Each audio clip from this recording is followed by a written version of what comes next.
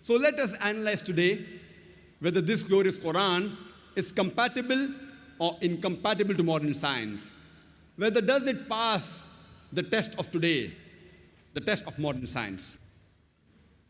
According to Albert Einstein, the famous physicist and the Nobel Prize winner, he said that science without religion is lame, and religion without science is blind. Let me repeat it, that Albert Einstein, the famous physicist and the Nobel Prize winner, said that science without religion is lame, and religion without science is blind.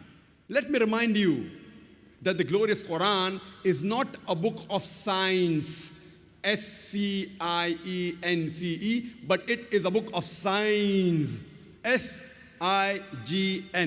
It's a book of ayats. And there are more than 6,000 ayats, 6,000 signs in the glorious Quran, out of which more than 1,000 speak about science.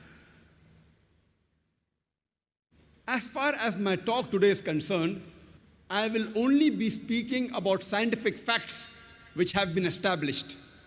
I will not be speaking about scientific theories and hypotheses, which all of us know very well, that many a time these theories and hypotheses, they take U-turns.